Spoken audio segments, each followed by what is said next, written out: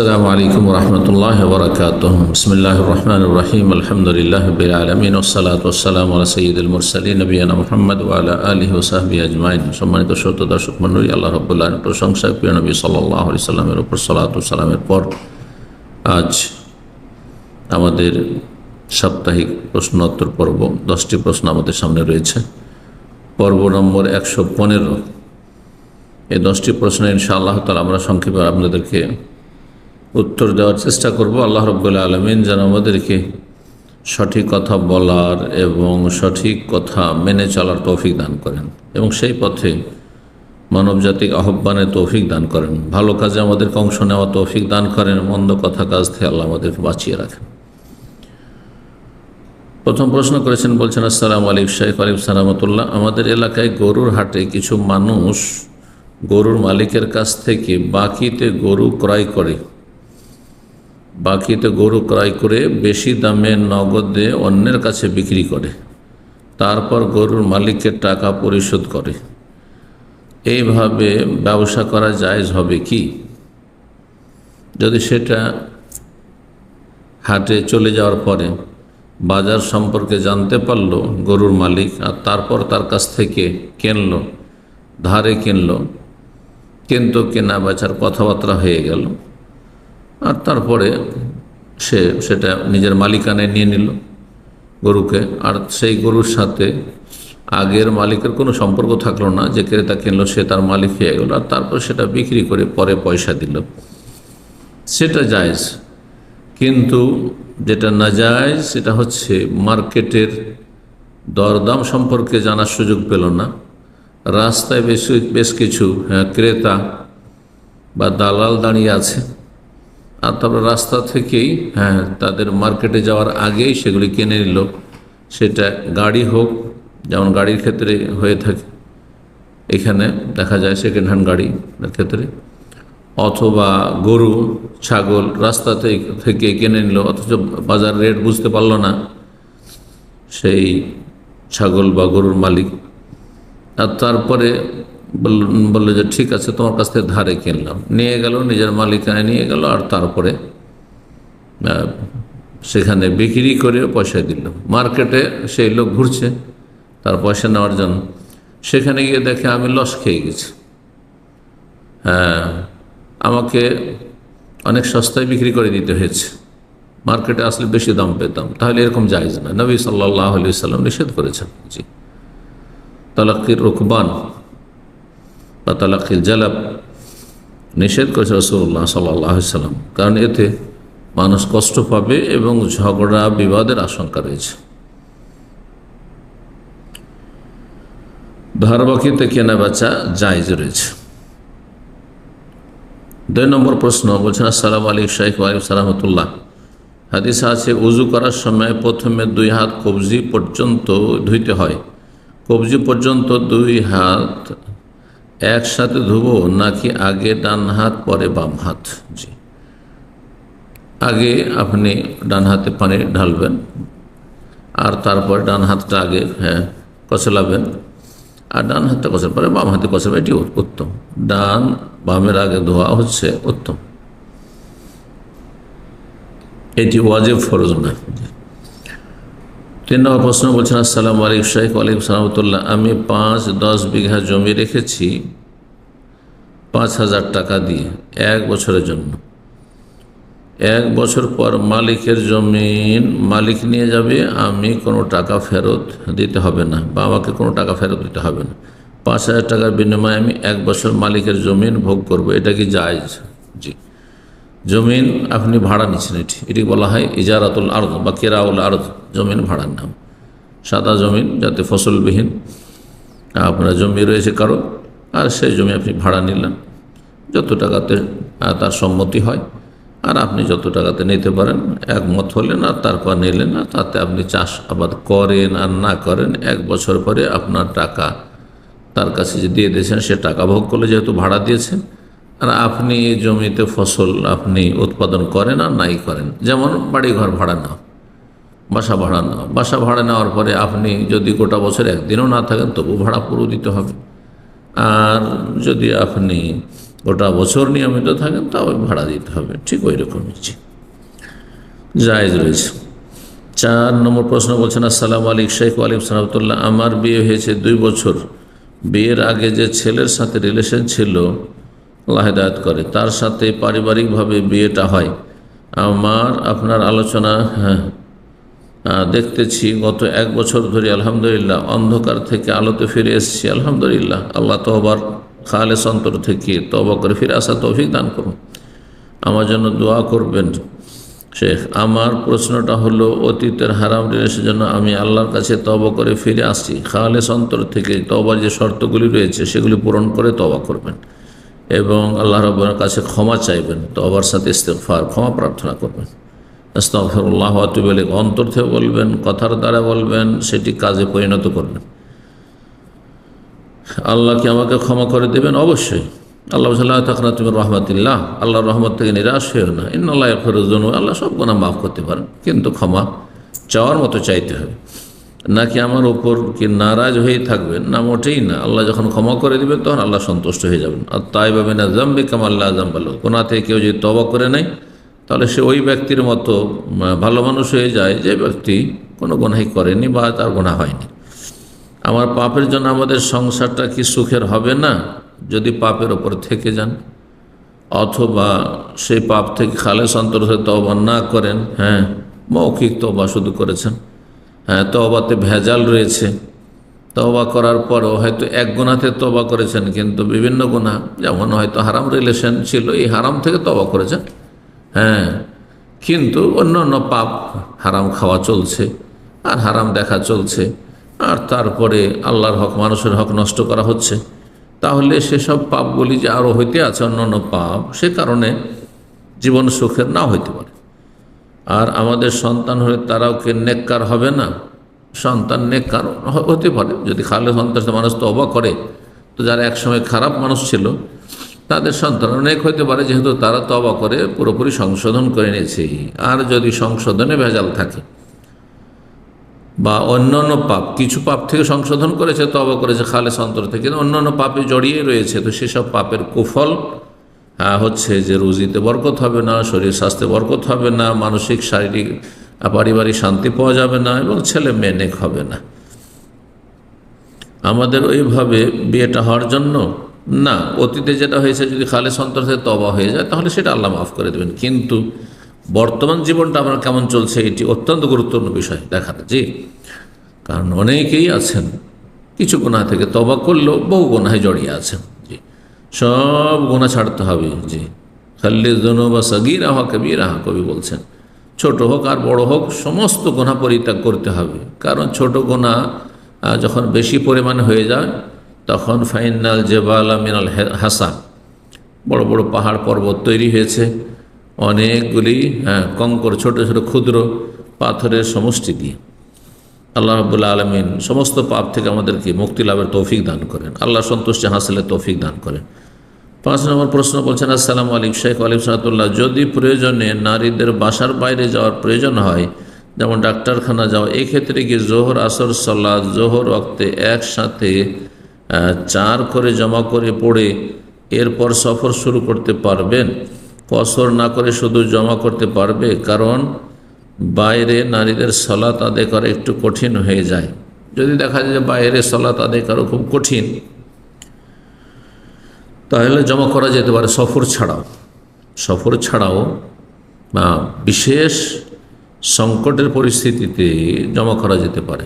ভয় ভীতির সময় জমা করা যেতে পারে, ঝড় বৃষ্টির সময় জমা করা যেতে পারে, অসুস্থতা প্রচণ্ড ক্লান্তির সময় জমা করা যেতে পারে, এগুলির সুযোগ রয়েছে।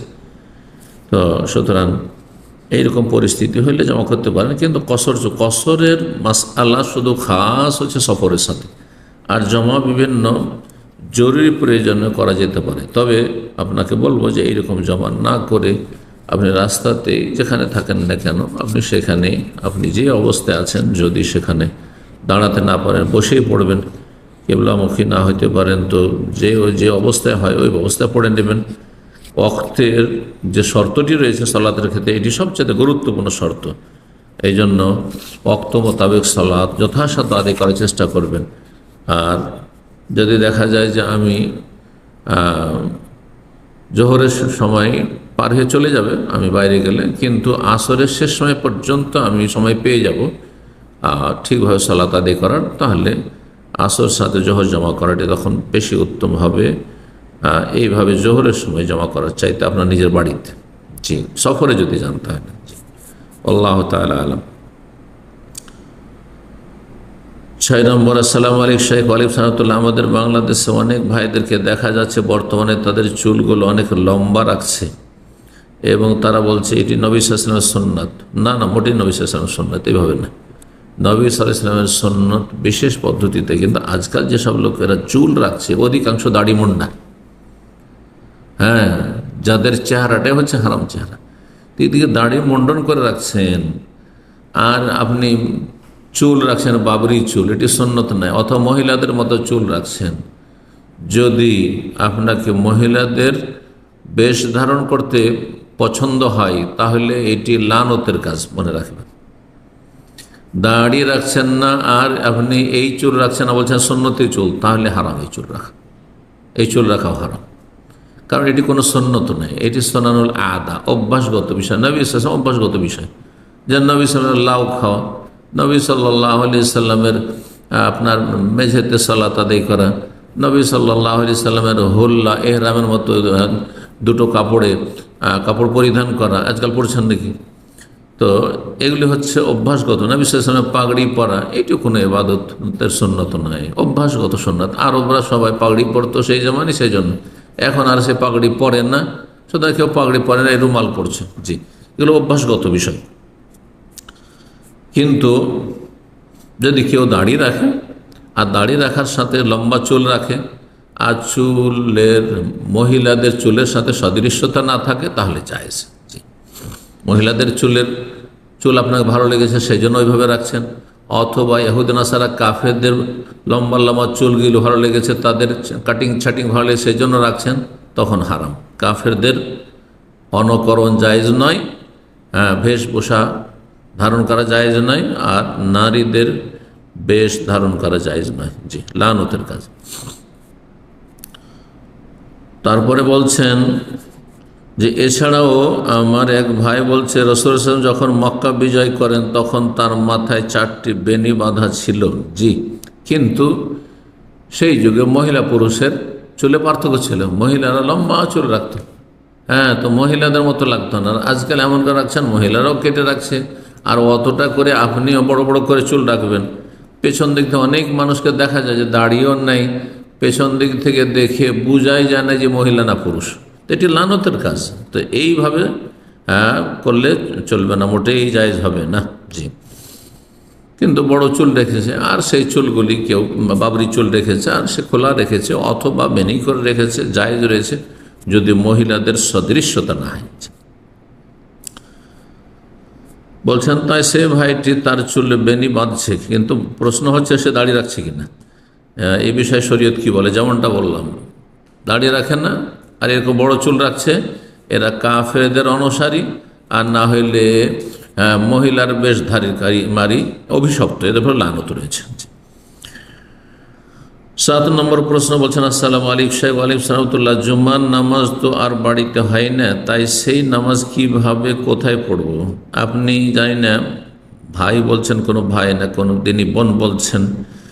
যদি কোনো ভাই বলেন তাহলে আপনার বাড়িতে ফরজ কোনো সালাতে চলবে না, জোহর আসর মাগরিব এশা ফজর 5 ওয়াক্ত সালাত মসজিদে গিয়ে পড়তে হবে জামাতে, এইরকমই জুমাও মসজিদে যেতে হবে। আর যদি আপনি কোনো দিনই বোন হন, মুসলিম বোন হন, তাহলে আপনার জুমা নেই, মহিলাদের জুমা নেই, কিন্তু জুমাতে গেলে জায়েজ রয়েছে, এই শর্তে যে সেখানে যাতায়াতে ফিতনা না হয়, কাউকে ফিতনায় না ফেলা হয়, সুগন্ধি আতর লাগিয়ে না হয়, মেকআপ করে না হয়, চেহারা খুলে না হয়, আকর্ষণীয় পোশাকে না হয়, সবাই তাকাচ্ছে, বেহায় বেপর্দা হয়ে আপনি জমা পড়তে যাচ্ছেন, মোটেই জায়েজ নয়। কিন্তু যদি সুন্দর পর্দার সাথে কেউ জমা পড়তে যায়, যে সেখানে দিনের কথা শুনবে উদ্দেশ্যে, তো জায়েজ, উত্তম নয়। মহিলাদের জুমায় যাওয়া উত্তম নয়। আমাকে তো এক ভাই বললেন বাংলাদেশ থেকে, তো আজকাল উৎসাহিত করা হচ্ছে মহিলাদেরকে জুমাতে যাওয়ার জন্য। কোনখানে এরকম দলিল আছে যে সাহাবিয়াতগণ জুমা পড়তে যেতেন মসজিদে?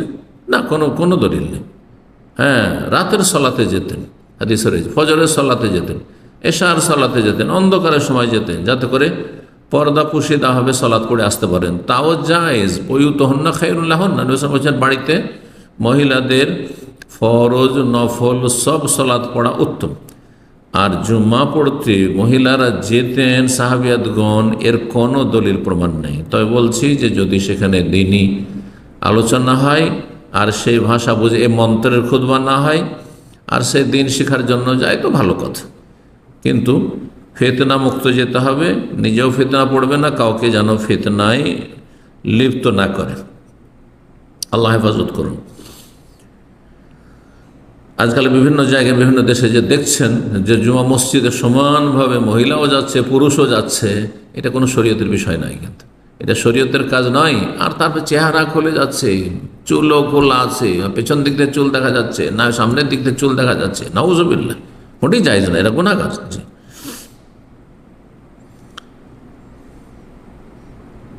তারপরে আর একটি প্রশ্ন করেছেন একই সাথে, আর পুনর্জন্মের যে কথা প্রচলিত আছে, এটা হিন্দু সমাজে প্রচলিত আছে। কোনো মুসলিম যদি পুনর্জন্ম সামান্য বিশ্বাস করে যে হতে পারে, তো সে মুসলিম না, সে কাফের, মুরতাদ।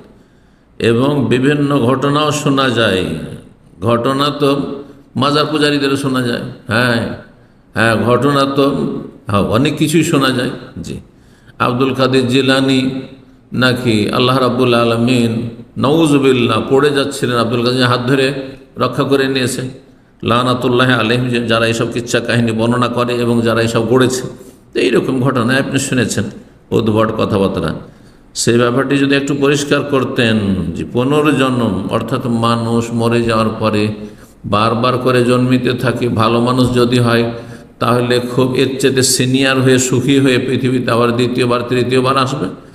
আর যদি পাপ করে যায় দুনিয়া থেকে, তাহলে সে বানর হয়ে আসবে, শুকুর হয়ে আসবে, আর গরু ছাগল হয়ে আসবে, আর কোনো নিকৃষ্ট প্রাণী হয়ে আসবে, ইত্যাদি ইত্যাদি। অথবা নিম্ন শ্রেণীর, হিন্দুদের মধ্যে চারটি শ্রেণী রয়েছে, কাস্ট রয়েছে।